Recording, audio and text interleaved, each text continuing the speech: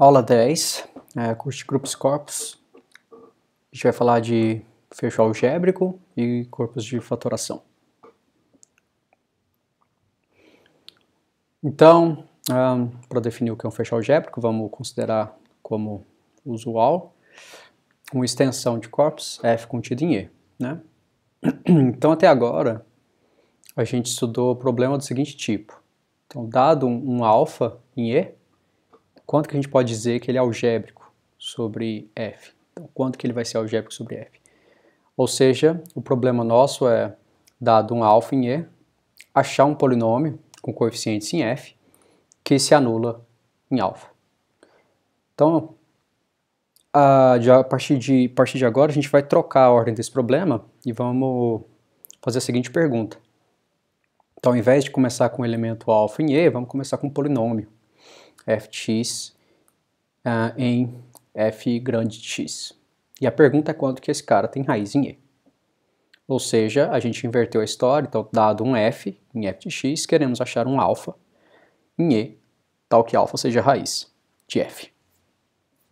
Então, num a gente tinha fixado o alfa e queria achar o polinômio, agora a gente está fixando o polinômio e quer saber quando que a gente consegue achar esses alfas. Então, o conjunto dos alfas de E, tal que alfa é algébrico sobre f, é o que a gente chama de fecho algébrico de E sobre f. Tá? Então, é o conjunto de todos os elementos do corpo maior, que é a raiz de algum polinômio do corpo menor. Então, o teorema inicial que a gente tem é que o fecho algébrico de E sobre f é um subcorpo de E. Tá? Então, para demonstrar que é subcorpo, vamos demonstrar que é corpo, né? Com as mesmas operações do E. Então, dado dois elementos, alfa e beta, ambos algébricos sobre f, quero provar que a soma, a multiplicação, o inverso, tudo isso também vai ser algébrico sobre f. Bom, mas isso é fácil. Primeiro a gente observa que quando a gente considera essa extensão, f de alfa e beta, ou seja, o menor corpo, o menor subcorpo de E que contém alfa e beta, isso é a mesma coisa de fazer esses dois passos aqui separadamente, né? Considerar primeiro o menor corpo de E que contém f e alfa, depois considerar o menor corpo de E que contém f de alfa e beta. Né? Então, a gente sabe que esse corpo aqui, ele é uma extensão finita de f, né? Porque ele pode ser obtido por essa cadeia de extensões finitas, certo? Essa primeira cadeia é finita porque o alfa é algébrico sobre f, e essa cadeia é finita porque o beta já era algébrico sobre f, né? Mas, então, em particular, ele é algébrico sobre f de alfa. Então, essas duas extensões são finitas, portanto, a extensão de f para o maior também é finita. Mas a gente sabe que toda extensão finita é algébrica, portanto, essa extensão aqui é algébrica, certo? Bom, isso implica que qualquer elemento desse corpo aqui, ele vai ter que ser raiz, né, de um polinômio com coeficientes em f. Logo, todos esses elementos, né, alfa mais ou menos beta, alfa vezes beta menos 1, todos esses caras são elementos desse corpo e, portanto, são todos algébricos. Né? Logo, o conjunto dos elementos algébricos é um corpo. Então, a gente diz que um corpo F ele é algebricamente fechado se todas as raízes de polinômios em f de x vivem em f. Né? Ou seja, a gente não precisa de um corpo maior para obter as raízes de polinômios com coeficientes de f de x. Né? Basta o f já é suficiente.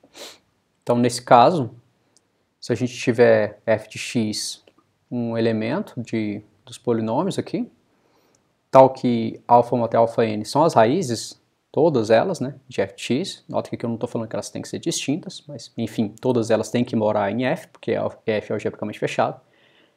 Então, a gente consegue decompor o f como sendo esse produto de fatores lineares aqui dentro de f de x, certo? Então, corolário, se f é algebricamente fechado e E é uma extensão de f que é algébrica, então o E tem que ser igual ao f. Esse é o corolário do resultado anterior. Porque todo elemento de E vai ser raiz de algum polinômio de f, por ser extensão algébrica, certo? Mas todas as raízes de polinômios em f já estão em f. Então, na verdade, a gente tem uma igualdade aqui. Então, eu vou enunciar dois resultados famosos que a gente vai acabar usando mais para frente. Um deles a gente não vai demonstrar aqui, tá, no curso. Envolve algumas definições que seria mais, vamos dizer assim, e demoraria muito tempo. Definições que envolvem anéis, domínios, essas coisas. Então eu não vou fazer aqui.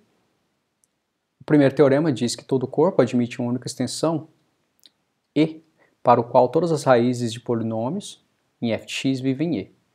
Tá? Ou seja, dado um corpo qualquer, eu posso considerar os polinômios coeficientes naquele corpo. Tá? Esse teorema está falando que eu consigo achar uma única extensão, única aqui é a menos de isomorfismo, tá? Qualquer outra extensão satisfazendo essa propriedade deveria ser, quaisquer duas extensões satisfazendo essa propriedade devem ser isomorfas. Então, único em geral sempre significa menos de isomorfismo, tá? Então, esse teorema está falando que dado um corpo F, então eu considero os polinômios com coeficientes nesse corpo F, então eu consigo achar um corpo E onde todos os polinômios de f têm raízes dentro desse corpo. Tá? Então, eu não preciso de nada mais do que esse corpo E para obter as raízes, para se obter as raízes dos polinômios com coeficientes em f.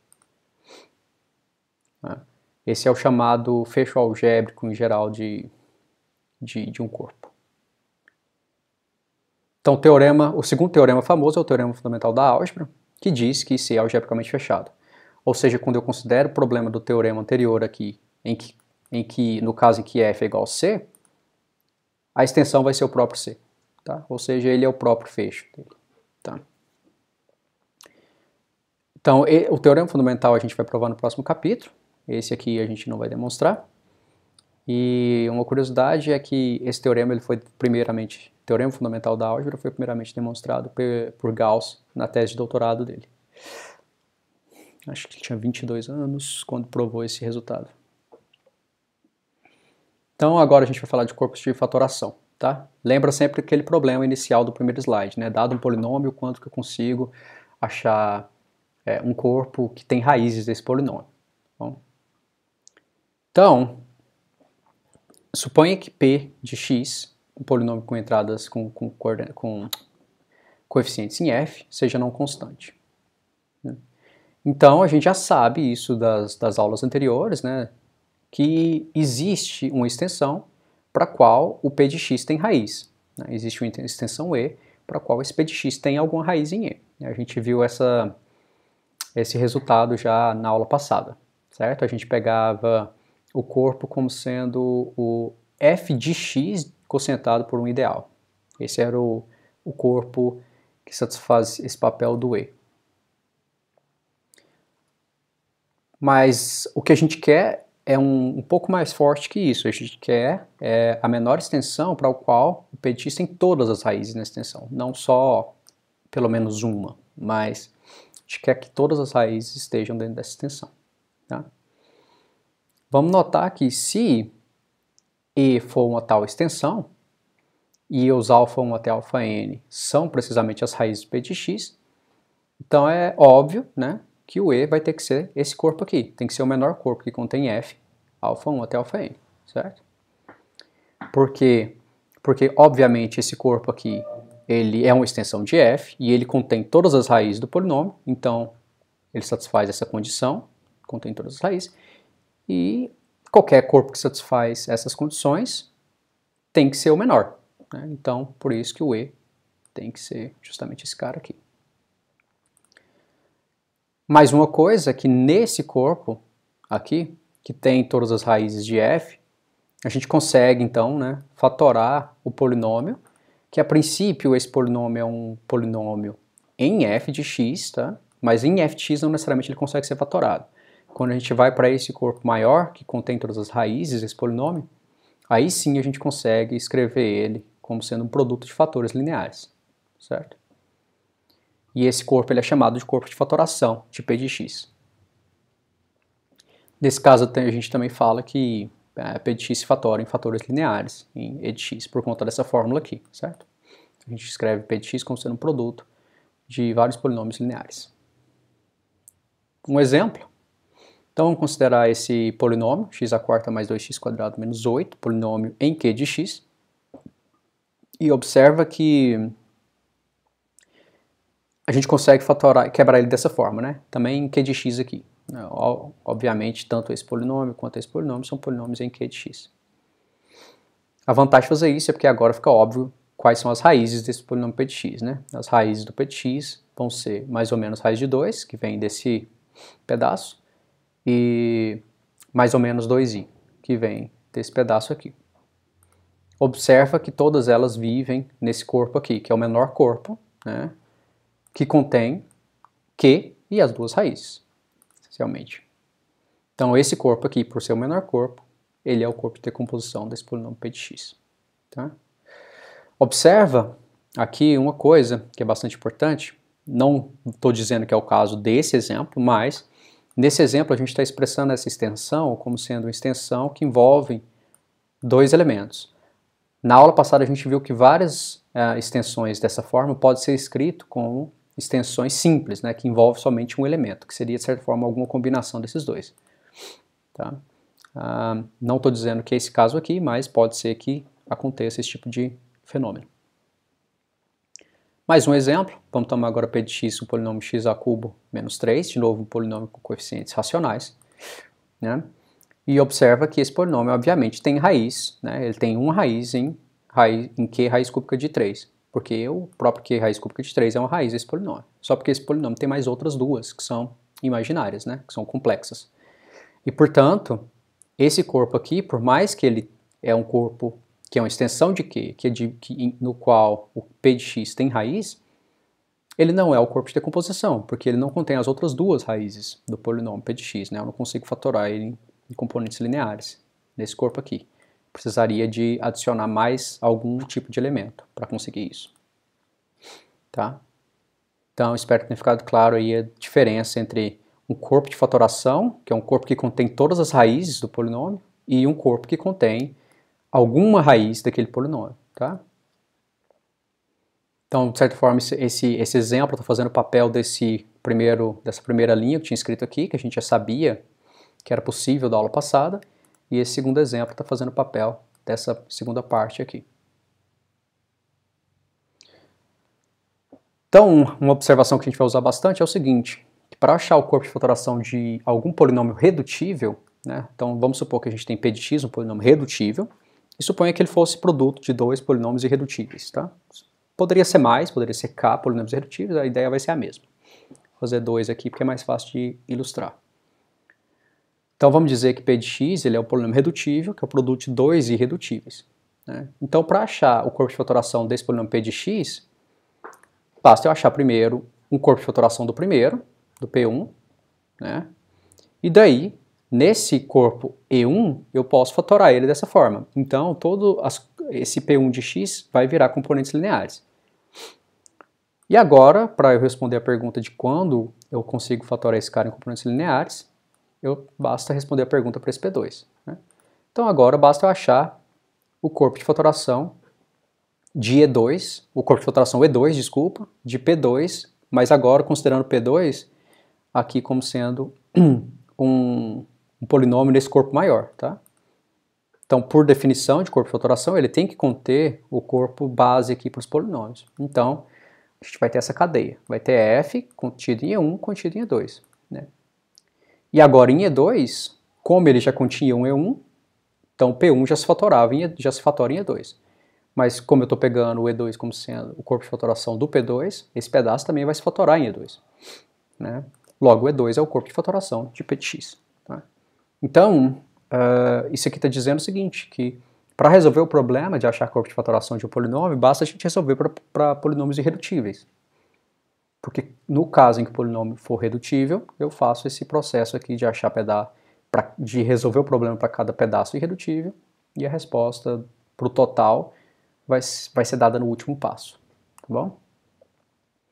Então a gente vai usar esse argumento que pode se considerar um polinômio irredutível daqui para frente, várias vezes. O primeiro teorema diz que todo polinômio não constante admite um corpo de fatoração. Tá? Então, até aqui a gente estava supondo que esse cara era um corpo, e se ele fosse, ele deveria ser dessa forma. Né? E o que a gente já tinha provado aqui existe para todo polinômio, eu consigo um corpo que ele tem uma raiz, não que todas as raízes vai estar lá dentro. Bom, mas esse resultado aqui é um pouco mais forte, né? O que vai ser, obviamente, uma indução sobre o resultado que a gente já tem provado, por causa de uma raiz. Então, indução sobre o grau de p de x. Quando o grau é igual a 1, isso aqui significa que o polinômio é linear, então é uma coisa assim, vamos dizer assim. E nesse caso a raiz, obviamente, a única raiz que ele tem, já vai ser um elemento do próprio corpo f, certo? Basta eu isolar o x na equação. Então não tem nada para fazer, admite corpo de fatoração. Então suponha agora que o grau de p de x seja igual a n, né? E que o resultado valha para qualquer polinômio de grau menor que n. Qualquer polinômio, obviamente, em f de x, com grau menor que n. Então a gente sabe, da aula passada, que existe um corpo K, uma extensão de f, para o qual p de x tem uma raiz, né, em K. Lembra que essa raiz era a imagem do x barra que a gente chamou lá, né? Logo, em K, como ele tem uma raiz, esse polinômio aqui é um polinômio em K de x, obviamente, porque esse alfa é um elemento de K, não necessariamente de f. E em K de x eu consigo, então, quebrar o meu polinômio p de x como sendo esse produto aqui. E por propriedade de grau de polinômio, obviamente, o grau do q de x tem que ser menor do que n, né? Na verdade, tem que ser n menos 1, precisamente.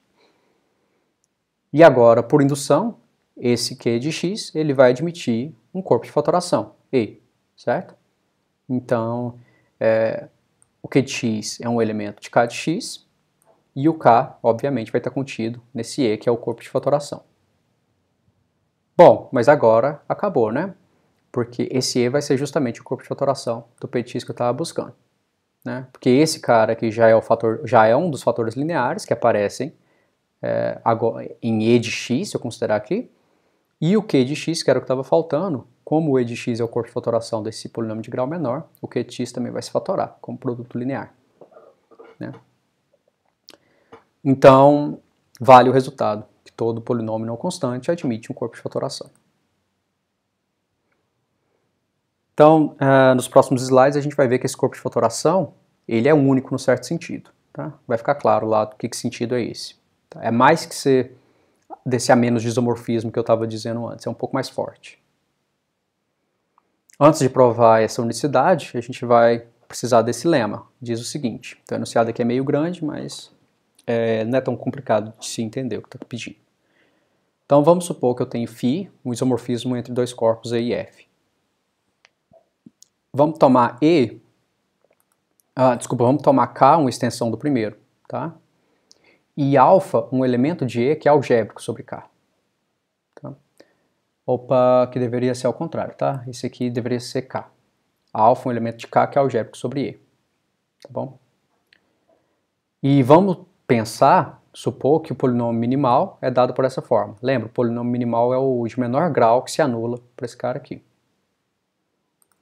Então, vamos tomar agora... Então, o que a gente fez aqui foi olhar esse lado, tá? A gente olhou o lado de E. A gente tem E que é um corpo, pegou K, uma extensão de E, e um elemento de E que é um elemento de K que fosse algébrico sobre E. Tá? Aqui está invertido, um elemento de K que é algébrico sobre E. E o polinômio minimal é esse cara aqui. Aqui está certo.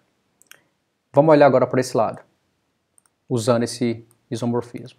Então, vamos tomar L, uma extensão, né, de F, onde o polinômio, que basicamente é o ganho do polinômio minimal do alfa aplicando a φ, então nota que isso é a notação que eu estou usando, tá? M alfa φ. O que eu estou fazendo é simplesmente aplicando a φ nos coeficientes desse polinômio aqui. Esse polinômio agora ele é um polinômio que vive em f de x, obviamente, porque cada um desses pedaços aqui vive em f, né? Então vamos tomar L, uma extensão de f, para a qual esse polinômio aqui tem uma raiz. Vamos chamar de beta essa raiz. Bom, a gente já sabe que, pelo teorema do slide anterior, a gente sabe que existe um corpo que esse polinômio tem todas as raízes, então é particular que tem uma, né? Então, o resultado diz o seguinte, que essa φ, ela se estende para um único isomorfismo desses dois corpos aqui, tal que esse isomorfismo, quando eu restringo vamos dizer assim, aos elementos constantes, os elementos de E, ele coincide com a φ, tá? Então isso que significa se estender, tá? Então, quando a gente fala que a φ se estende a um único isomorfismo φ barra, quando a gente usa a palavra estende, significa que a φ barra tem que coincidir com a φ, quando eu olho no domínio certo. Então, quando eu olho no domínio E, a φ barra coincide com a φ. E, além disso, ela manda uma raiz na outra. Então, ela manda a raiz do polinômio minimal aqui na raiz desse polinômio aqui. Tá? Então, reflita um pouco sobre esse, pausem o vídeo, reflita um pouco sobre esse enunciado e vamos para a demonstração. Então, vamos lembrar que é o seguinte, né? A gente sabe já, das aulas passadas, que pelo fato do alfa ser algébrico, né? Se fosse transcendente a história seria diferente, mas pelo fato do alfa ser algébrico, ele é um E-espaço vetorial, esse E-alfa vai ser um E-espaço vetorial com base 1 alfa até alfa n-1. Tá? Esse n-1, obviamente, vem do grau do polinômio minimal. A gente viu isso na aula passada. A afirmação é que a função mais óbvia possível, ela vai ser o nosso isomorfismo que está buscando. A parte difícil vai ser demonstrar isso. Tá? Então a afirmação é que o isomorfismo φ barra que a gente está buscando, ele vai ser justamente a transformação linear dada por essa fórmula aqui. Ó. Tá? Então ele vai pegar um elemento qualquer aqui dentro, que é expresso unicamente como uma combinação linear dos elementos da base. Tá? Então está aqui. E o que ela vai fazer nesse elemento aqui é simplesmente aplicar φ nos coeficientes desses elementos da base. Aqui tá errado, tá? Deveria estar beta. Isso aqui deveria ser beta, desculpa. Tá? Ok. Então vamos ver que φ barra, para provar que a nossa φ barra é de fato essa função aqui, ou seja, para a gente provar que essa função é de fato um isomorfismo que satisfaz as condições que a gente quer, o que a gente vai fazer é provar que ela é uma composição de isomorfismos. Né? Que ela satisfaz o que a gente quer, é óbvio, porque quando a gente pegar os elementos constantes aqui, seria equivalente a dizer que daqui para frente é zero. Mas aí ela vai coincidir com a própria φ. Né? Φ barra de E0 vai ser E0 para todo E0 em E. Então ela coincide com a φ. E, no caso que a gente pegasse 1 vezes alfa, o que ela estaria fazendo é levando 1 vezes alfa em 1 vezes beta, que é beta. Né? Então ela levaria alfa no beta. Então essa função, de fato, ela satisfaz o que a gente quer. Basta a gente ver que ela é um isomorfismo agora de corpos, tá? Ou de anéis. Então, para isso, vamos usar que ela vai ser composição de isomorfismos. Então, como exercício, verifiquem que essa função que manda um polinômio de E de x para o polinômio de f de x, então ela vai levar um elemento fzinho de x nesse elemento f⁵ de x, tá? Aqui eu estou usando a mesma notação daqui, tá bom? Então quando eu ponho φ em cima do polinômio, eu estou dizendo que eu estou aplicando a φ nos coeficientes do polinômio e deixando a variável fixa, tá bom? Deixando a variável do jeito que já era. Então verifiquem, isso aqui é fácil, verificar que satisfaz as duas condições de ser isomorfismo de anéis, tá bom? Obviamente, você tem que usar o fato que a φ já era um isomorfismo aqui em cima. Agora vamos lembrar da aula passada que a gente tinha o seguinte, o E-alfa, né, que é o menor corpo que contém E e alfa que é a raiz desse polinômio minimal, ele é dado justamente por esse quociente. Isso também a gente demonstrou na aula passada. Né? E que, da mesma forma, o f beta vai ser o f de x quocientado por esse polinômio aqui. Né? Aqui eu estou usando isso aqui, tá, gente? Eu estou usando que o polinômio minimal do beta, certo? Ele é justamente o m-alfa do φ, tá certo? Isso aqui segue, obviamente, do fato que φ é um isomorfismo, portanto, se esse polinômio aqui for irredutível, esse polinômio aqui também tem que ser irredutível, né? Porque, por propriedade de ser homomorfismo, ele quebra no produto, certo? E esse φ, então, ele vai satisfazer essa condição. Então, lembra esses dois fatos. E, além disso, vamos lembrar que esses isomorfismos aqui, de novo, isso da aula anterior, tá? Da aula passada, esses isomorfismos, eles são os dois dados pelo homomorfismo de avaliação. Ou seja, o primeiro isomorfismo, que eu vou chamar de sigma, né, entre esses dois corpos aqui, ele manda uma classe lateral aqui, simplesmente na avaliação. Ele pega o polinômio e avalia em alfa. Né? Lembra que os elementos desse lugar aqui são polinômios de grau até n-1, né? Aquela história do algoritmo de Euclides que a gente já usou várias vezes. Então eu vou simplesmente pegar uma classe lateral, que vai ser esse cara aqui é simplesmente o resto da divisão do f de x por esse polinômio, eu vou aplicar esse negócio, eu vou aplicar esse polinômio no alfa. Da mesma forma, o tal, só que ao invés de aplicar no alfa, eu aplico no beta. E agora observa que como esse φ do e de x para o f de x, ele é um isomorfismo, e como quando eu aplico φ nesse polinômio eu ganho exatamente esse, né? Então, aquele isomorfismo aqui, ele me dá um isomorfismo. Eu já fiz isso como, se eu não me engano, um exercício para vocês, tá? Sempre que a gente tem essa propriedade. Se você tem um anel, um homomorfismo de anéis, tá? E quando você considera um ideal do anel do domínio, então e você considera a imagem desculpa, não homomorfismo, um isomorfismo. Você tem um anel e você tem um isomorfismo de anéis, você considera um ideal do primeiro anel, que é o domínio, e você considera a imagem desse ideal por esse isomorfismo, então o seu isomorfismo ele te dá um isomorfismo entre os quocientes, entre o primeiro anel dividido pelo primeiro ideal e o segundo anel dividido pela imagem do segundo ideal. Tá? E esse isomorfismo, como eu falei, ele é induzido pelo primeiro, né? Ou seja, a única coisa que ele faz é aplicar o primeiro na classe lateral, ao invés de no elemento. Então, esse φ aqui, ele levava um f de x no f alfa de x, no f φ de x, desculpa. Então, agora esse psi aqui, que é o induzido por esse, ele vai fazer a mesma coisa, só que com a classe lateral. Então, ele vai pegar uma classe lateral e vai colocar os φzinhos em cima aqui. E esse cara também é um isomorfismo, por tudo isso que eu acabei de falar. Tá? Sugiro, quem não tiver convencido, que pausem e tentem provar isso que eu falei. Né? Se não conseguir, pode aparecer na aula que a gente demonstra esse fato. Ok, então vamos combinar tudo agora. Basicamente, vamos combinar todas essas funções que a gente tem. Né? Então a gente tem aquela sigma do slide anterior aqui. Né? A gente tem a tal. Então tem a sigma, tem a tal, tem essa psi que acabamos de ver. Aqui eu estou falando que é simplesmente os polinômios constantes, tá? Então eu vou pegar aqui os elementos daqui e vou pegar só a parte constante, basicamente isso que eu estou dizendo. Então, a afirmação é que esse f barra, ele é a composição desses três isomorfismos aqui. Ó. Então, esse cara aqui é um isomorfismo, então eu vou aplicar a inversa dele, né? Vou aplicar a psi e vou aplicar a tal. Então, isso vai ser um homomorfismo que vai começar aqui e vai terminar aqui, que é justamente onde eu quero que o f barra saia e comece. E a afirmação é que essa composição de coisas que eu sei que são isomorfismos, tá? É o meu φ barra. Então, o φ barra também tem que ser um isomorfismo, porque é a composição de isomorfismo. Para checar essa igualdade, basta a gente seguir as setas aqui, tá? Usando a definição de cada uma das coisas. Então, usando a definição da φ, a gente consegue ver o que é a φ a menos 1. Tá? O que é a φ? A φ, ela pega uma classe lateral e manda no f de alfa. Então, a φ a menos 1 tem que pegar um elemento f de alfa e tem que levar nessa classe lateral aqui. Certo?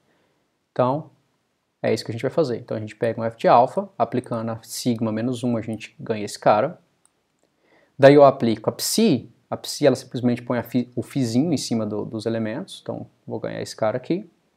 E agora eu uso a tal do slide anterior também, ela simplesmente pega uma classe lateral e avalia, né, no beta. Então, peguei esse cara aqui e avaliei no beta, certo? Bom, mas isso aqui é justamente a definição da φ barra. Se você observar, a φ barra é justamente isso. Ela pega uma expressão, né, olha lá a φ barra que a gente definiu.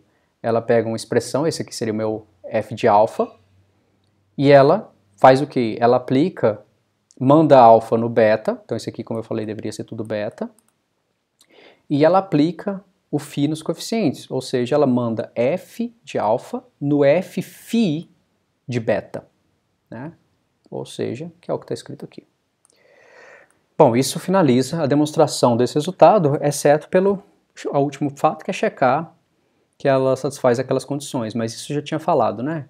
Que ela satisfaz as condições de coincidir com a φ nos elementos de E e de levar alfa no beta. Isso é pela definição, né? Eu falei já no slide anterior. Ok, então agora sim vamos para o teorema, vamos dizer assim, principal dessa aula. que é o seguinte, né? Dado um φ, um isomorfismo, então a mesma coisa da notação do anterior, φ de E para F, um isomorfismo de corpos, né? De anéis, no caso. P de x, um elemento de E de x, polinômio não constante. E o P φ de x, um elemento de f de x. Esse P φ de x é o mesmo do anterior, tá? Aplico φ nos coeficientes. Então, se o E for uma extensão, se o K for uma extensão de E e o L for uma extensão de F, então K é uma extensão do primeiro, o L é uma extensão do segundo, né? Tais que esses caras são exatamente os corpos de fatoração do P de x e do P φ de x, tá? Então a φ ela se estende para um único isomorfismo entre esses dois caras aqui. Então, de novo, como eu estou falando aqui, ela se estende no sentido que esse φ barra coincide com a φ nos elementos de E, né? Então a demonstração é por indução sobre o grau do P de x. Como sempre, a gente pode assumir que P de x é irredutível, caso não fosse, a gente faria para cada pedaço irredutível. Primeiro passo, se o grau for igual a 1, o corpo de fatoração do polinômio é o próprio corpo inicial e a gente não tem o que provar, né? A φ barra vai ser a própria φ. O K vai ser igual a E, o L vai ser igual a F e a φ barra é igual a φ. Então suponha agora que o resultado seja verdade para todo polinômio de grau menor do que n. Né? Então todo polinômio não constante em f de x, se a gente considerar todas essas hipóteses aqui, o resultado vale. Tome um alfa, um elemento de k, que é a raiz de p de x, e beta, um elemento de L, que é a raiz desse cara. Obviamente a gente pode fazer isso porque k é o corpo de fatoração de p de x, então todas as raízes do p de x estão dentro de k. Então tome uma. Do mesmo jeito aqui, todas as raízes desse P φ de x estão dentro de L. Tome uma delas. Então vamos observar agora que a gente está no seguinte contexto. O E está contido em E de alfa, que está contido em K. O F está contido em F beta, que está contido em L. Tá? Então, olhando só para esse passo inicial aqui, certo? O lema anterior, né, ele diz que existe um único isomorfismo desse cara para esse cara, do E alfa para o F beta, que estende um único isomorfismo φ barra, né, que estende a φ e que manda alfa no beta. Tá? Esse é o lema do slide anterior. A gente está exatamente sobre as hipóteses daquele lema. Então, em E alfa de x, eu posso escrever meu P de x como sendo isso, né? Porque alfa é uma raiz dele, do P de x. Então eu posso dividir P de x por x menos alfa e eu tenho essa fatoração aqui. Pelo fato da φ ser um isomorfismo, isso me dá essa fatoração da P φ de x. Essa fatoração agora, obviamente, é uma fatoração em f beta de x, porque esse cara aqui é um polinômio de f beta de x. Esse aqui é um polinômio em f de x, então obviamente está em f beta de x. E agora vamos notar as duas coisas aqui, que k era um corpo de fatoração de p de x. Então, obviamente, k é um corpo de fatoração desse f de x aqui, né? Porque todas as raízes de p de x estavam dentro de k. Então, obviamente, todas as raízes do f de x também estão dentro de k. Porque essas são raízes de p de x. Da mesma forma, L também é um corpo de fatoração desse f φ de x, pelo mesmo motivo. Né? Todas as raízes desse cara já estavam em L. Então, como todas as raízes do f φ de x são raízes do p φ de x, todas as raízes desse cara também estão dentro de f. O grau do f é menor do que n. Né? É n menos 1, na verdade. Logo, por hipótese de indução, né, existe um único isomorfismo do corpo de fatoração do F para o corpo de fatoração do F φ, que é precisamente K e L, que estende a φ barra. Mas esse isomorfismo estender a φ barra, em particular, ele vai ter que estender a φ também, porque a φ barra já estendia a φ. Né? Então dizer que o psi estende a φ barra é dizer que quando eu restringir a psi para o E alfa, ele coincide com a φ barra. E quando eu restringir a psi para o E, em particular, ele tem que coincidir com a φ barra, mas a φ barra em E coincide com a φ. Então, a psi em E coincide com a φ. E isso demonstra, então, esse resultado. Né?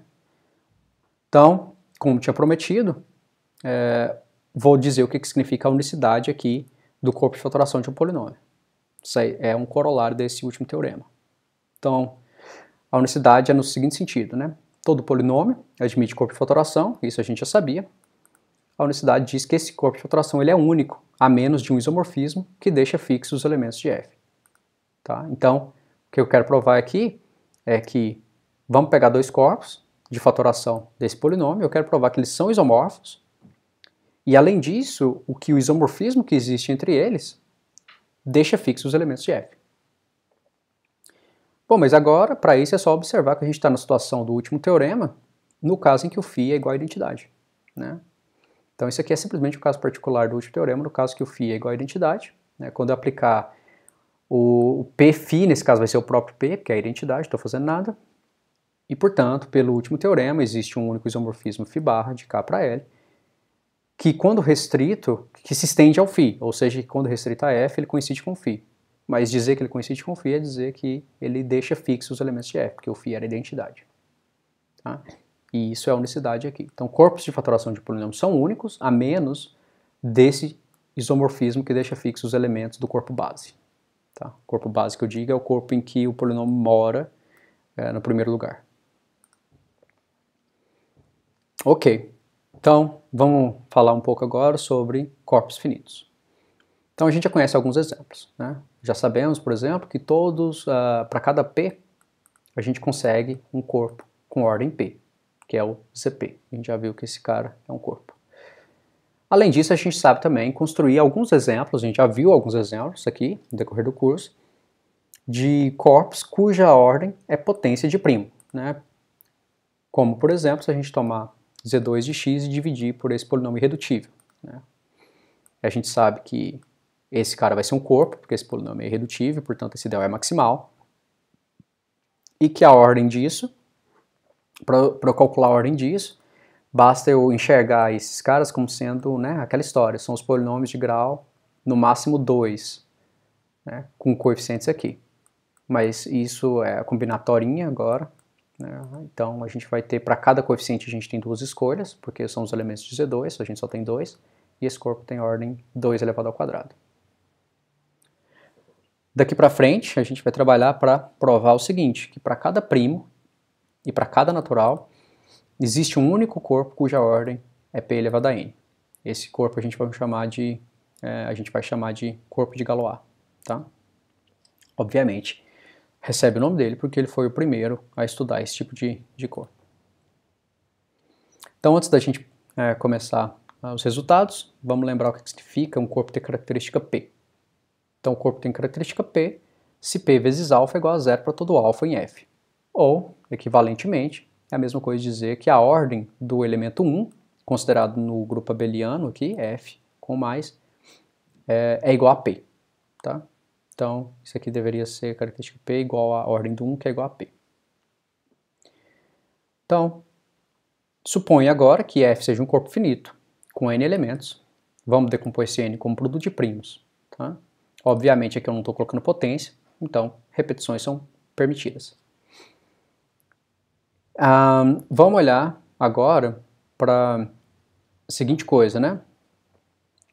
A gente sabe que todo elemento do grupo, né, a ordem de todo elemento do grupo tem que dividir a ordem do grupo. Né? A ordem do grupo aqui, eu estou olhando esse cara, posso olhar ele como um grupo abeliano, com a soma, tem ordem N.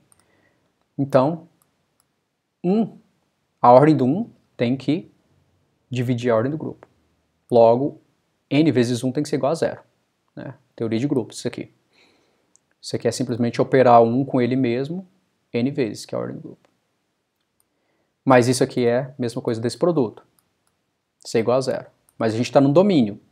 Lembra, corpo em particular é um domínio de integridade, é um domínio integral. Produto de elementos dando 0, um deles tem que ser 0. Né? Isso aqui implica que para algum I, PI vezes 1 tem que ser 0. Logo, a ordem do 1 tem que ser PI. Isso aqui implica que se F é um corpo finito, então a característica tem que ser prima. Né? A característica do corpo vai ser justamente algum dos primos que aparece nessa decomposição. Essa continha que a gente acabou de fazer mostra isso. Por outro lado, se a característica for P, a característica do corpo for P, então a ordem tem que ser uma potência de P, para algum N. Então, o que está falando aqui é que esse caso geral que a gente escreveu aqui, na verdade, não ocorre. Né? Porque vai ser, na verdade, só um primo aqui.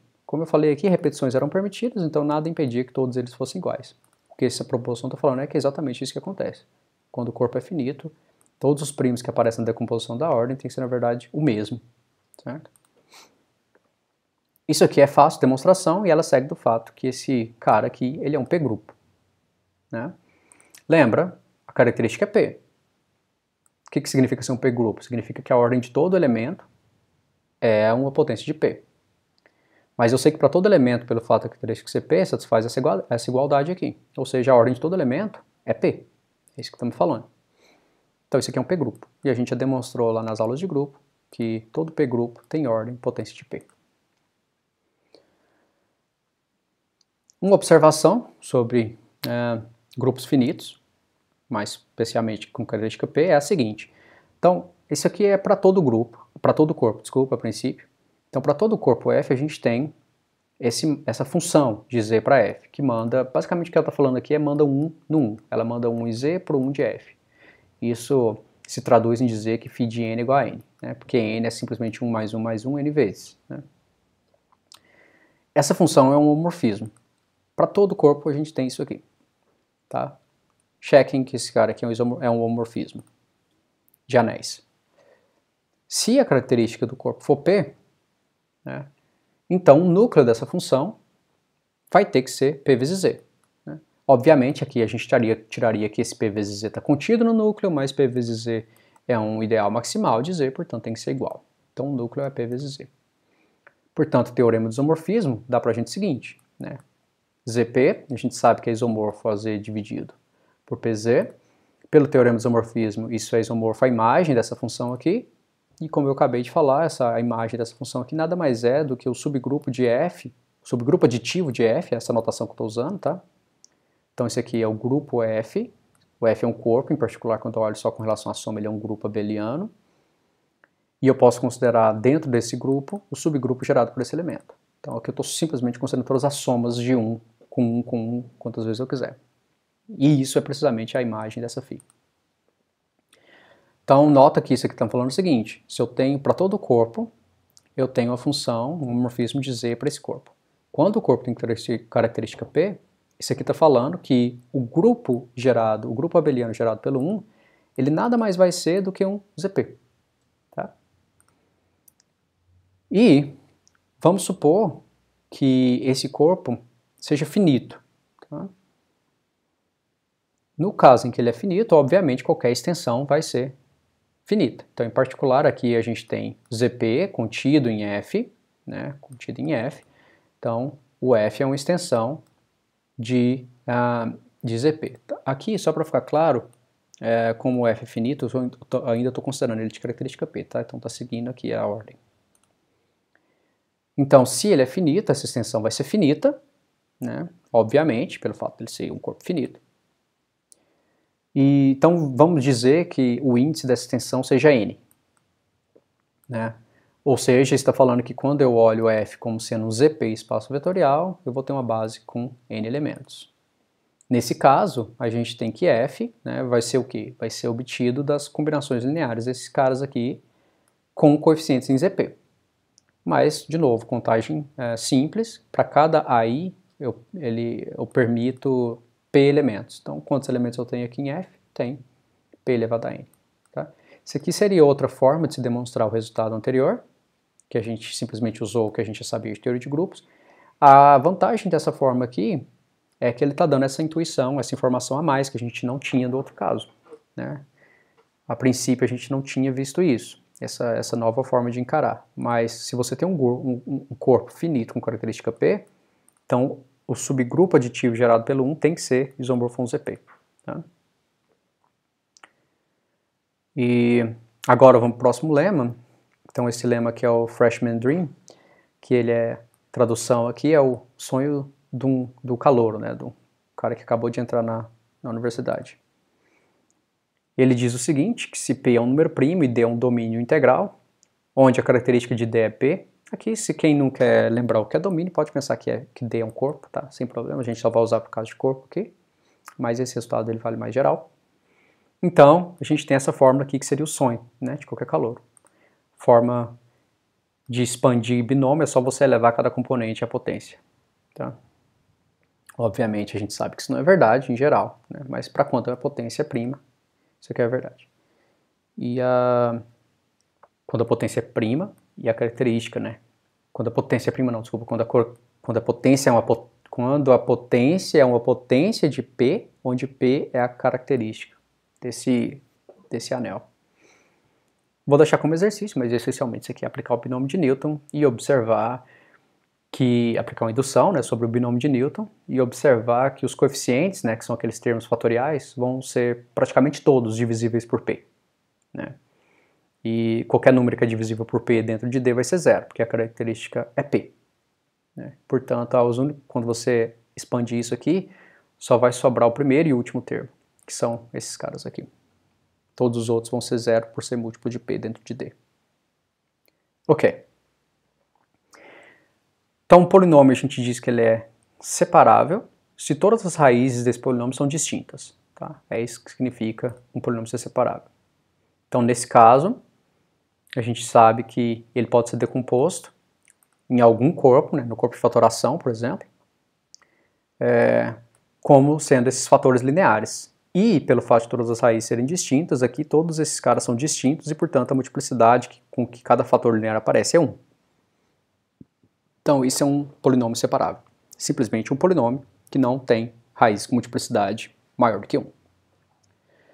Uma extensão E de f ela é dita separável se todo elemento de E for raiz de um polinômio separável.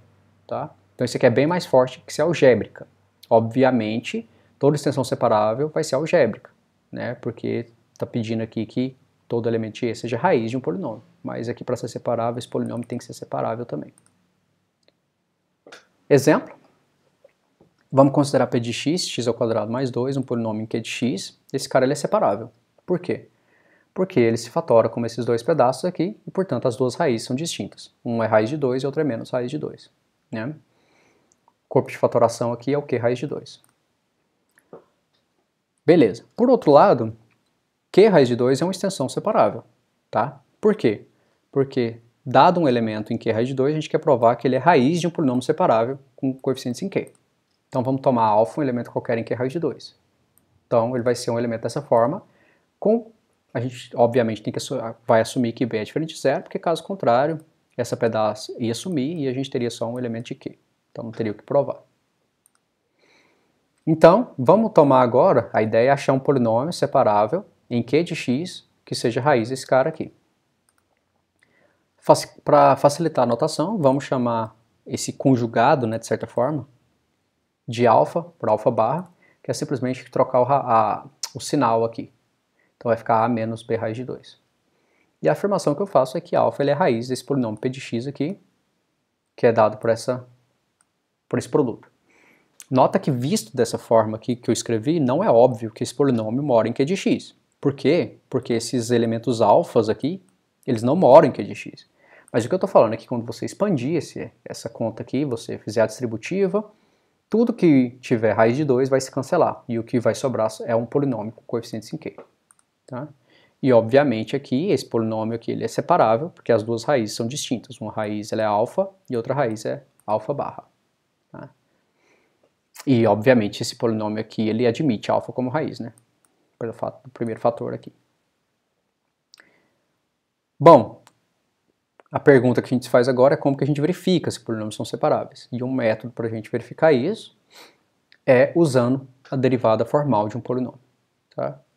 Ou seja, você vai derivar um polinômio, que é um elemento de um anel, como você faz em cálculo, né? Só usando a fórmula. Então a gente não vai interpretar isso como limite de nada. Simplesmente uma fórmula que manda um polinômio com essa cara, um polinômio com essa cara. Tá? Quem tiver curiosidade, dá para verificar que isso aqui é uma transformação linear de f de x para f de x. Bom, ok. O lema diz que f de x é separável se somente se ele for coprimo com sua derivada. Demonstração da ida. Então vamos supor que ele seja separável. Nesse caso eu posso escrever ele como sendo produto, né? No corpo de fatoração eu posso escrever ele como sendo produto dos fatores lineares, certo? e cada um desses caras aparece só uma vez.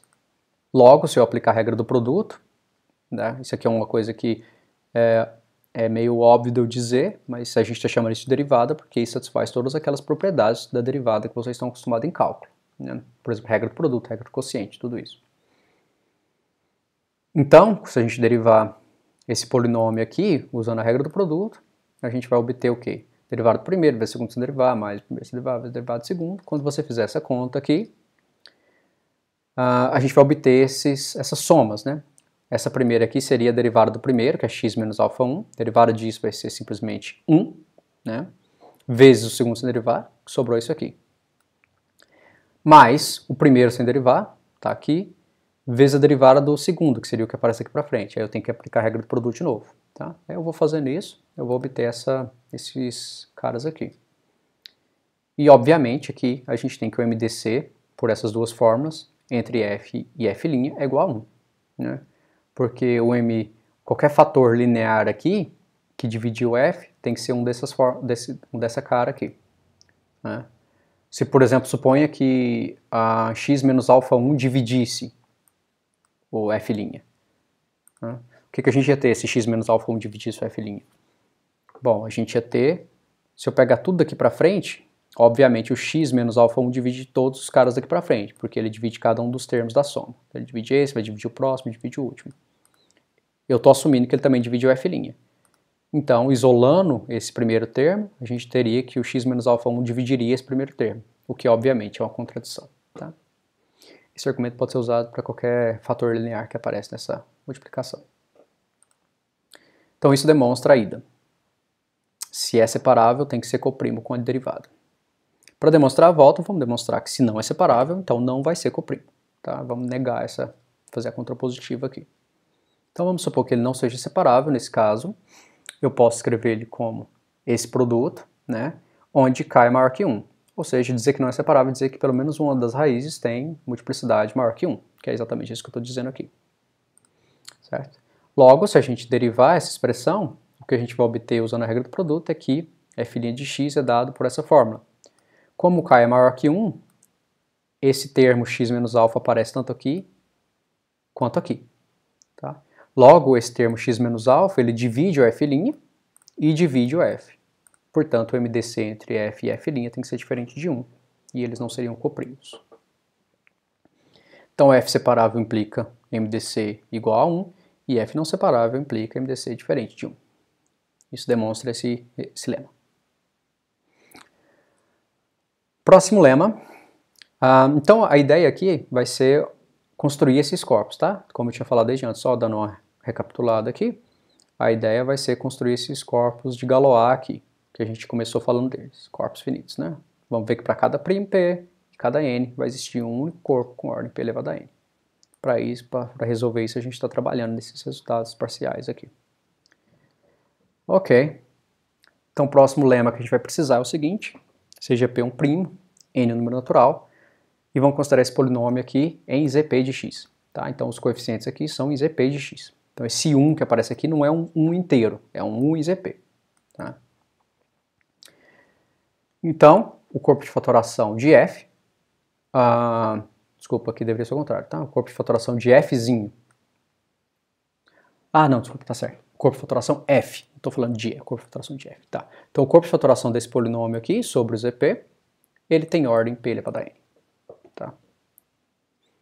Então, demonstração. A gente já sabe, né, resultado de fundamentos de álgebra, um polinômio sobre um corpo com grau n tem n raízes. A princípio, nem todas as distintas, né? Então, a gente já sabe que f de x ele tem p elevado a n raízes. Como eu disse, a princípio pode ter repetição entre as raízes, pode ter raiz com multiplicidade maior que 1. Seja essas raízes distintas aqui, esse conjunto das raízes distintas, R, como sendo alfa 1 até alfa k. Então, essas aqui são todas as raízes distintas do polinômio f. Bom, f grande, corpo f, é o corpo de fatoração desse polinômio, que eu já sei que existe pelos slides anteriores, né, sobre ZP. Então, ele é uma extensão de ZP. E além disso, como ele é o corpo de fatoração desse polinômio, a gente já tinha visto lá atrás que ele tem que ser dessa forma. Ele é o menor corpo, né, que contém ZP e contém as raízes. Bom, a gente sabe então, pelo fato, por esse fato em particular que ele vai ser um corpo finito, certo? Porque são as combinações lineares desses K elementos com coeficientes em ZP. Então isso aqui é um corpo finito, portanto é uma extensão finita de ZP. E vamos dizer que o grau da extensão seja L. Tá? Ok, mas nesse caso, pelaquela continha que a gente fez lá atrás, escrevendo os elementos de F como sendo as combinações lineares de L elementos da base, a gente conclui que a cardinalidade da F, do corpo F, é P elevado a L.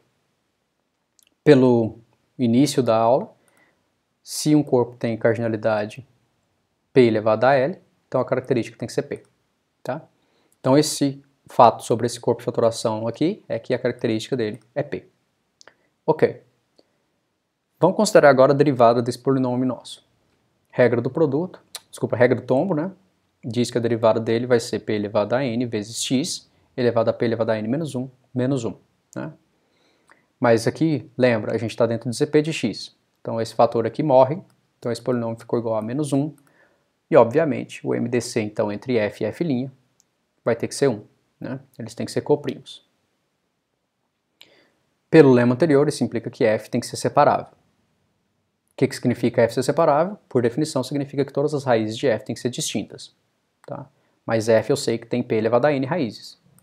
Então, o conjunto de todas as raízes, de fato, tem que ser o conjunto de todas as raízes distintas. Então, K tem que ser igual a P elevado a N.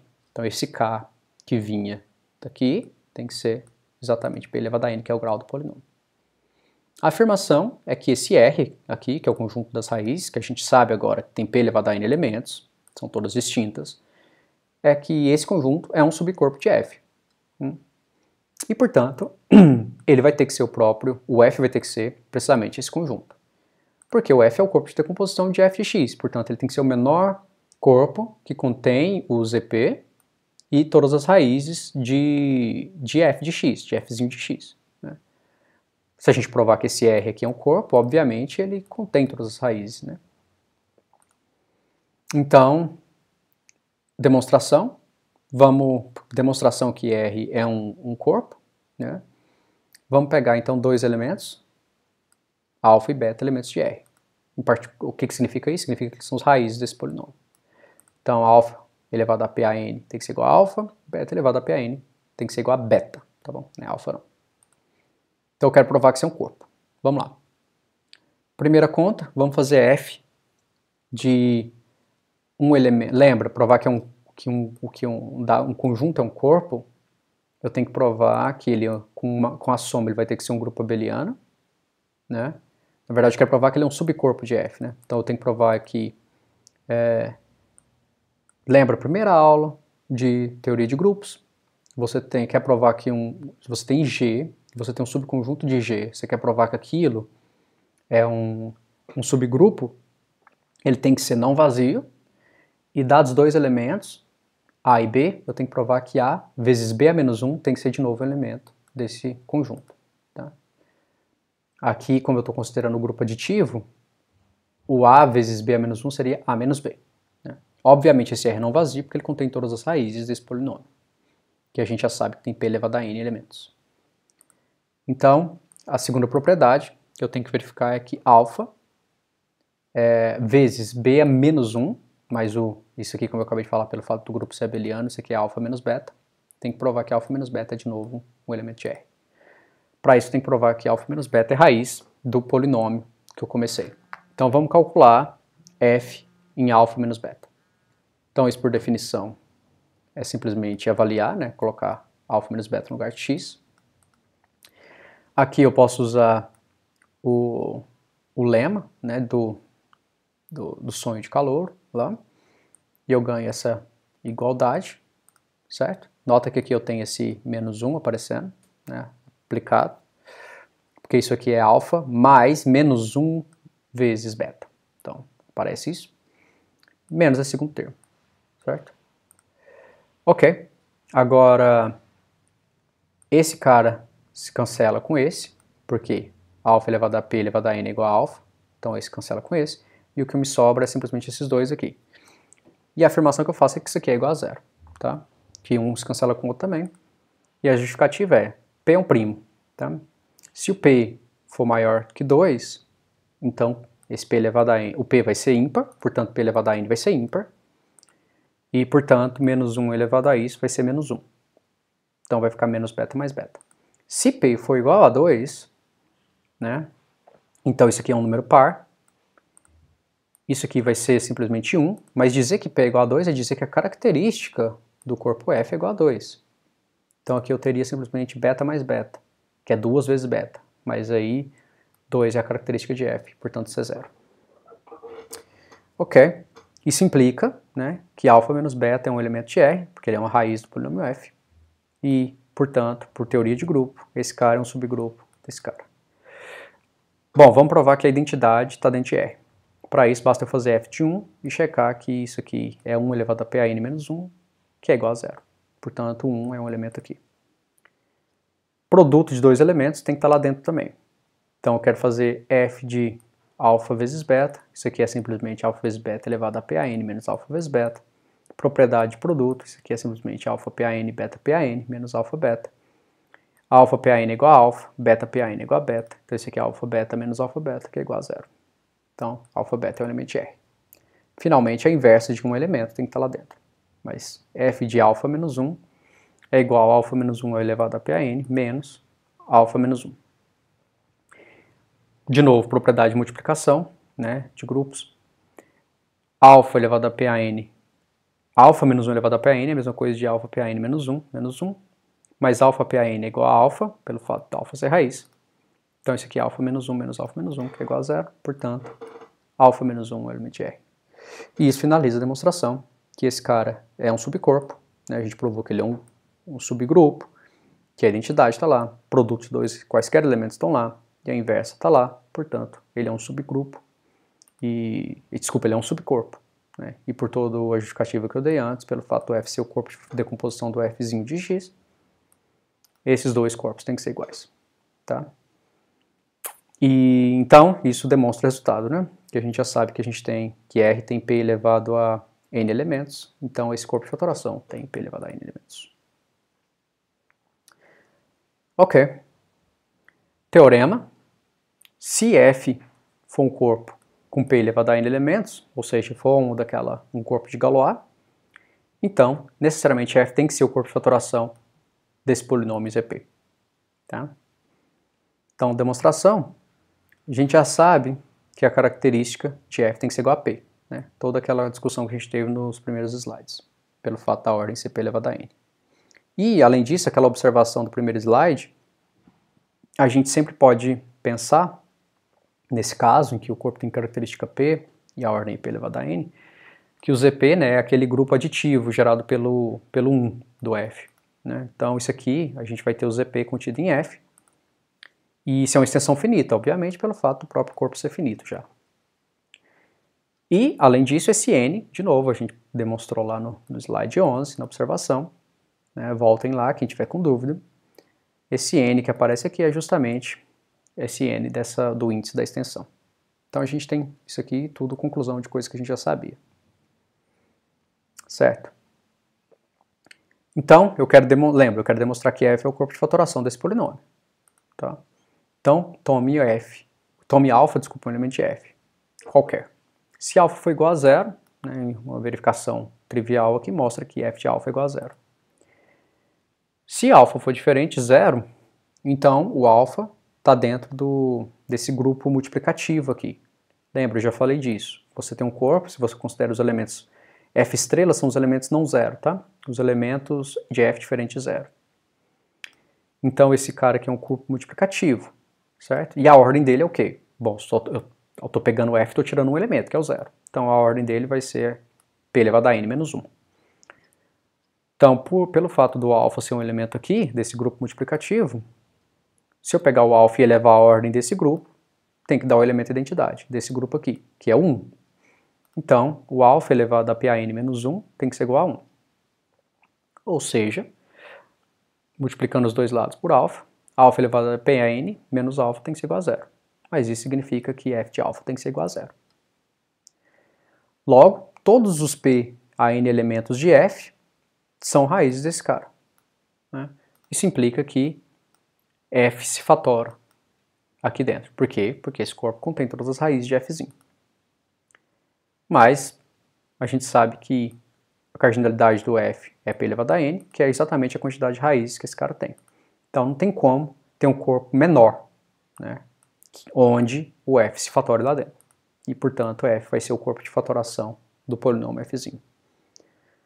Tá? Então esse teorema é muito importante, ele demonstra que todo corpo de fatoração, todo corpo com ordem P elevado a N tem que ser corpo de fatoração desse polinômio aqui. Certo? Então, o único corpo de ordem N, o único corpo de ordem PAN, ele é chamado o corpo de Galois de ordem PAN, e vai ser denotado por GF. Aqui vem do inglês, né, Galois field, de PAN elementos. Tá? O único por quê? Porque a gente já tinha demonstrado que, dado um polinômio, só existe um único corpo de fatoração para aquele polinômio. Então, aqui é único é naquele sentido lá que a gente tinha visto naquele resultado anterior. Tá? Então, ótimo, né? Então, a gente já sabe que, dado um N e um primo, né, a gente tem um corpo de fatoração, pelo esse lema aqui, dado um primo e um N, a gente já sabia que o corpo de fatoração desse cara aqui tinha ordem P elevado a N. Então, a gente já tinha respondido aquela pergunta. Mas a gente não tinha respondido que qualquer corpo de fatoração com essa ordem, na verdade, que qualquer corpo com essa ordem, na verdade, tinha que ser corpo de fatoração desse cara, que é o que esse teorema diz. Então, esse tipo de polinômio caracteriza os corpos de fatoração. Esse tipo de polinômio caracteriza os corpos cuja ordem são P elevado a N. Né? Todo e qualquer corpo que está satisfazendo isso tem necessariamente que ser o corpo de fatoração desse polinômio. E a gente vai denotar esse corpo por GF de PAN. Bom, estamos caminhando para o final. Então, teorema, seja F um subcorpo do corpo de Galois de ordem PAN, então o F vai ser também um corpo de Galois de ordem PAM para algum M que divide N. Tá? Então isso aqui está caracterizando todos os subcorpos desse cara aqui. Ele está falando que todo subcorpo desse corpo de Galois tem que ser também um corpo de Galois, e além disso está dando a forma, tem que ser P elevado a M, onde o M divide N. Além disso, para cada M que divide o N, a gente vai ter um corpo. A gente tem que o corpo de Galois de ordem PAM é um subcorpo do corpo de Galois de ordem PAN. Tá? Então aqui é vamos dizer assim, é um se somente se. Né? Todo corpo é dessa forma, e para todo M dividido N, a gente vai ter um corpo cuja a ordem é justamente P elevado a N. Então a demonstração, vamos considerar então F um subcorpo do corpo de Galois. Né? Então pelo fato, né, de esse cara ser um subgrupo do grupo aditivo aqui, então a gente sabe que a ordem desse grupo tem que dividir a ordem desse. Então, a ordem desse cara é P elevado a N, então a única forma para isso acontecer é se a ordem de F tem que ser P elevado a N, para algum M. Certo? Para algum M que divide N. Mas essa é a parte que a gente tem que mostrar agora. Por enquanto é só para algum M. Vamos demonstrar que esse N necessariamente tem que dividir o Nzinho. Tá? Bom, como eu falei lá dos primeiros slides daquela observação, a gente sabe que o subgrupo aditivo gerado pelo 1 dentro de F, ele é um ZP. Né? Portanto, a gente tem então que o ZP,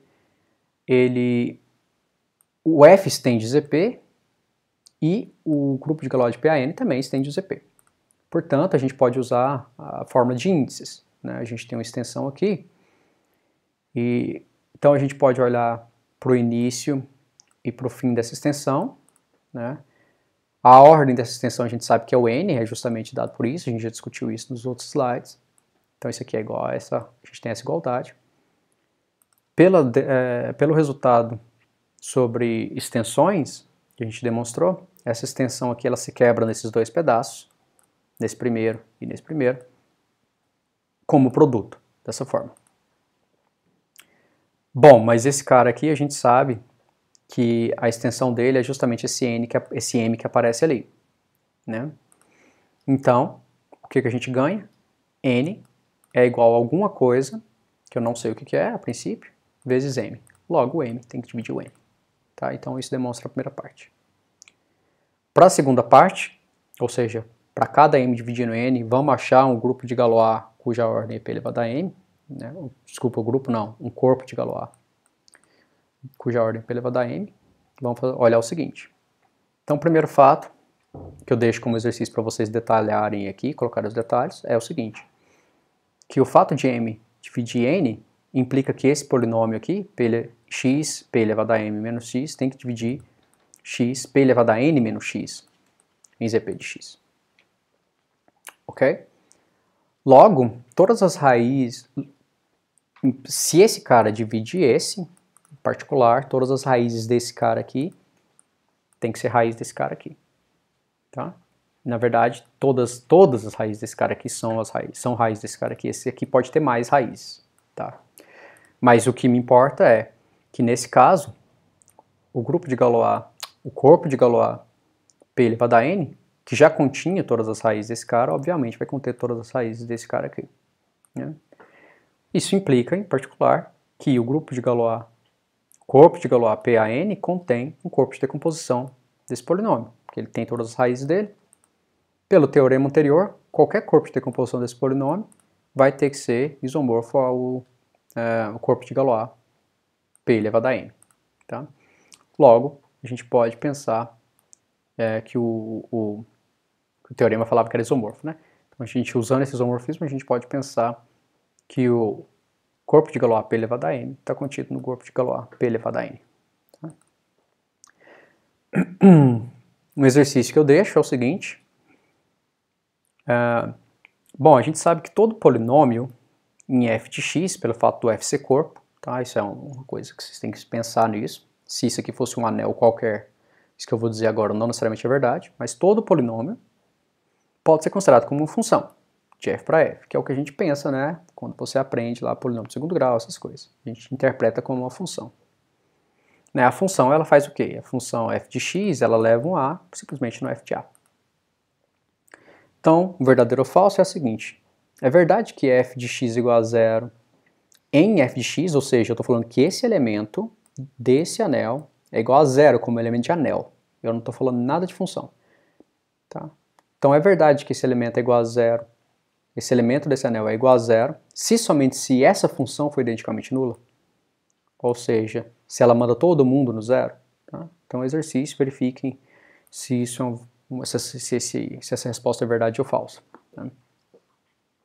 Como é de costume, verdadeiro prove, falso, contra-exemplo. Aqui só um exemplo, né, interessante para a gente enxergar esse resultado aqui. Né? Ele está falando basicamente para a gente como é que seria o reticulado de subcorpos de Galois dentro do P24. Então a gente tem lá o P24 no topo, e agora a gente vai olhar para todos os caras que dividem 24, né? Então a gente tem 8, 12, 4, 6, 2, 3 e 1. E o reticulado que a gente tem é que sempre que um número divide, uma potência divide a outra, aquilo vai ter que ser um subgrupo do outro. Né? Então 8 divide o 24, então o grupo de Galois, o corpo de Galois P8 vai dividir o corpo de Galois P24, do mesmo jeito. O corpo de Galois P4 vai ter que ser um subcorpo de Galois do P8, porque o 4 divide 8, e também vai ter que ser um subcorpo do P12, porque o 4 divide 12.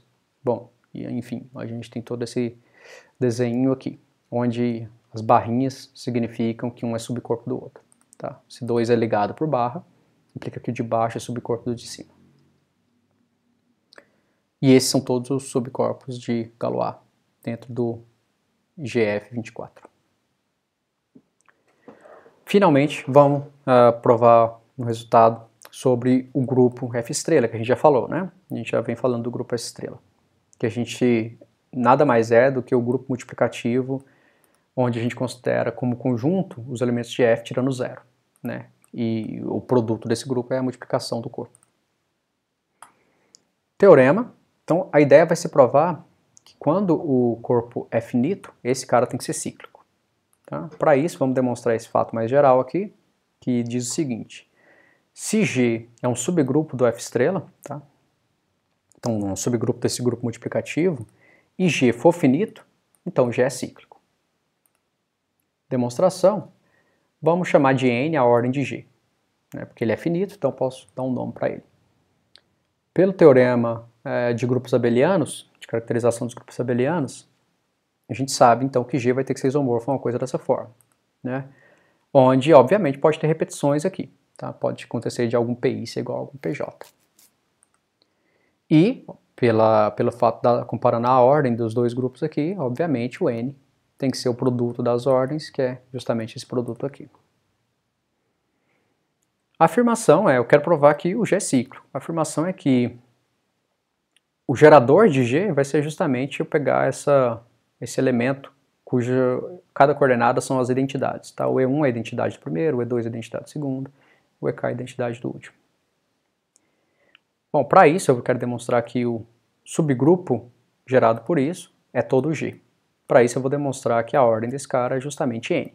Portanto, o subgrupo gerado pelo Gzinho é todo Gzão. Então, para provar isso, vamos olhar o seguinte. Vamos chamar de M a ordem desse Gzinho. Quero provar que esse M é igual a esse N. Daí o resultado segue. A gente sabe, lá da aula que a gente viu produto de grupos, a gente viu como que se calcula a ordem de elementos no produto, né? Então, a ordem desse elemento Gzinho, ela vai ser dada pelo MMC da ordem de cada um desses caras aqui. Obviamente, pelo fato deles serem a identidade nesse grupo aqui, a ordem de cada um desses EIs é justamente PI E elevado a I. Epsilon elevado a I, desculpa. Então é o MMC entre essa coisa aqui. Agora, vamos tomar um elemento qualquer de G. Então, um elemento qualquer de G, ele é simplesmente uma upla dessa forma, um A1, um A2 até um AK, né?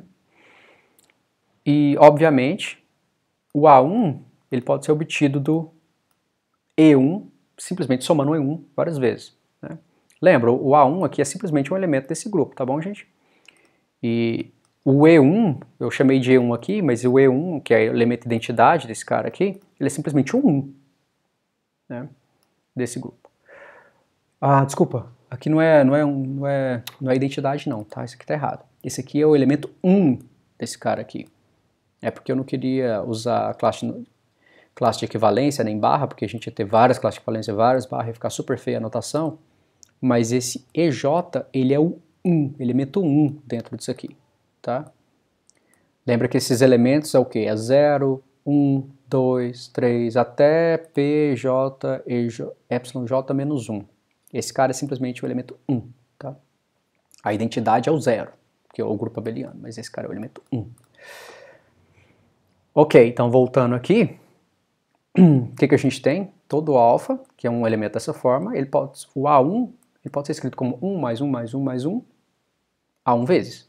Né? Então, na notação antiga de grupo, só para ficar fácil ver o resultado que eu vou aplicar aqui depois, o A1 ele é simplesmente 1 desse grupo aqui, elevado à ordem de A1. Elevado ao módulo de A1, né, no caso. Que deveria ser, não precisava de barra aqui não, tá? Só E1 elevado a 1. Do mesmo jeito, o AK vai ser o EK elevado a AK, né? O EK é o 1 desse último pedaço. Para eu obter o AK, que é um elemento aqui desse cara, basta eu somar o 1 desse lugar, AK vezes. Tá? Então, esses AK não precisam de barra, nem o A1 aqui. E assim, como que eu calculo a ordem desse alfa? A ordem desse alfa, né, ele é simplesmente o MMC da ordem de cada um desses caras aqui, certo? Que é o que eu estou escrevendo. De novo, lá do início da teoria de grupos, a gente sabe calcular a ordem de elementos assim. A ordem de cada um desses pedaços vai ser a ordem do cara que está gerando, que nesse caso aqui é o E1, dividido pelo MDC entre a potência e a ordem do cara que está gerando. Tá? Quem não lembra, vai lá nas aulas de grupos, lá no começo a gente demonstra essa forma. Mas a ordem do 1 dentro de cada um desses caras aqui, de cada um desses subgrupos, é justamente P1 elevado à sua potência certa. PI elevado à sua potência certa. Então isso aqui é simplesmente o MMC entre esses caras aqui.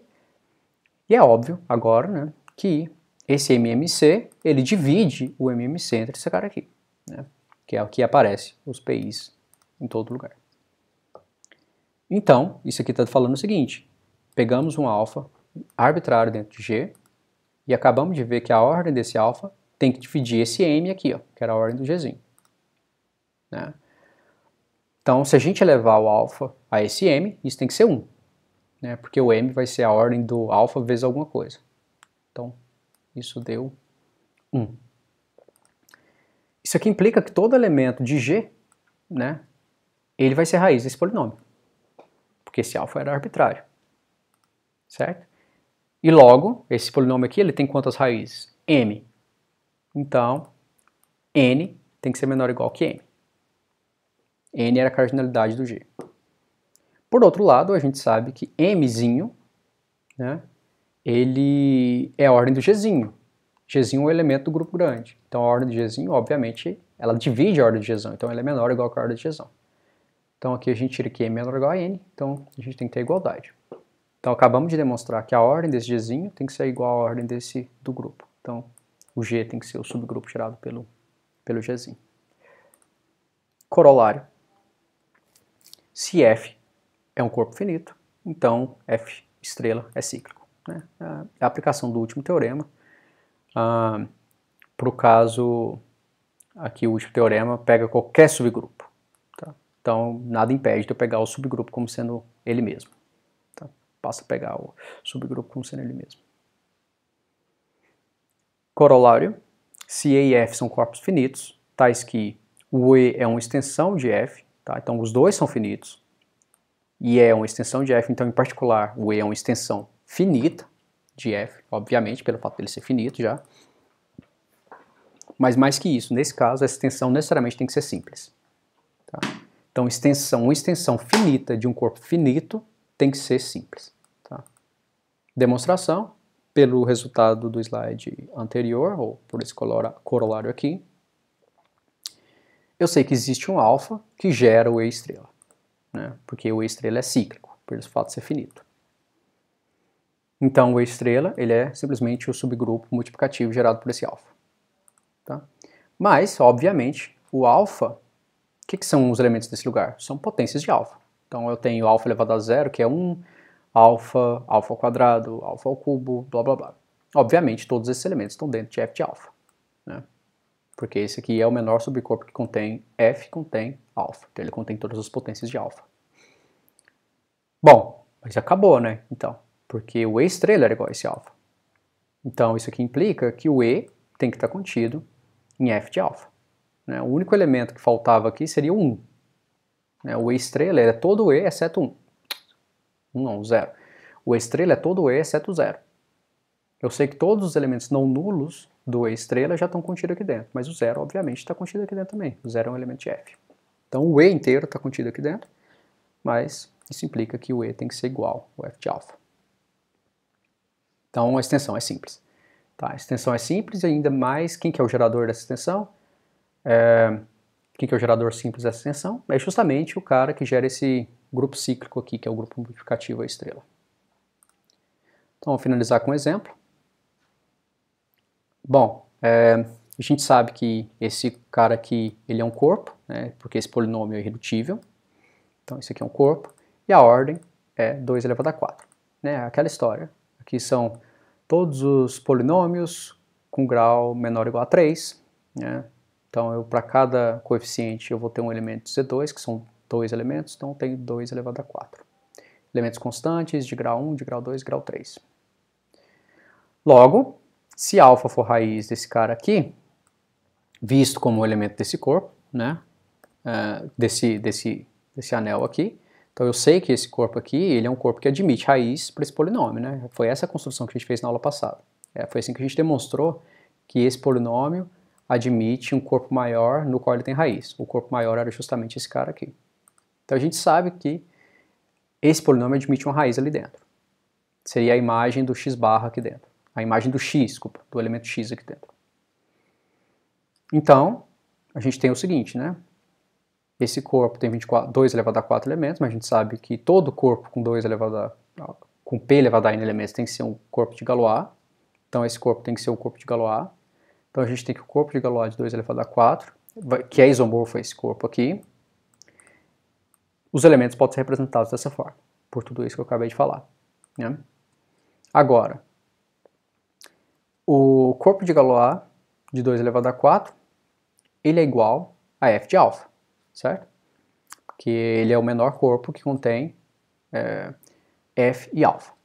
E, portanto, o que a gente tem aqui é que esse grupo multiplicativo ele tem que ser o quê? Tem que ser precisamente o grupo gerado pelo alfazinho.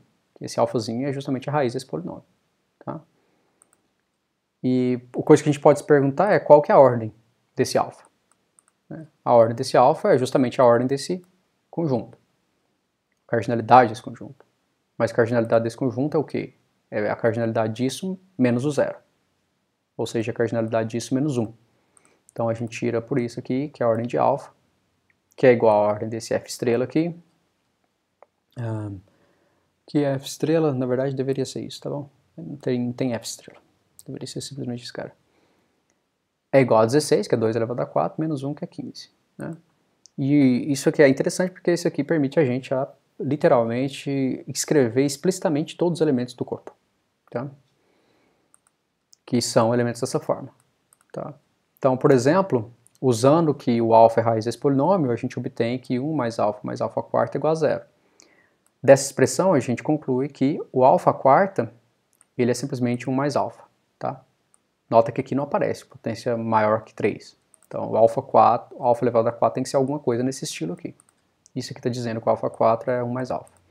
Multiplicando por alfa dos dois lados, a gente ganha que alfa 5 é igual a isso aqui.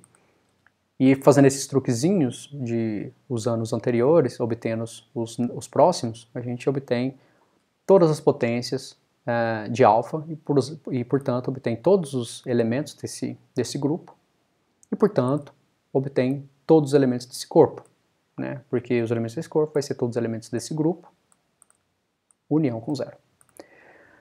Tá? Então, só para ficar de exercício para vocês, completem aí e achem os outros 10 elementos que estão faltando, né? E isso finaliza, então, a aula de hoje.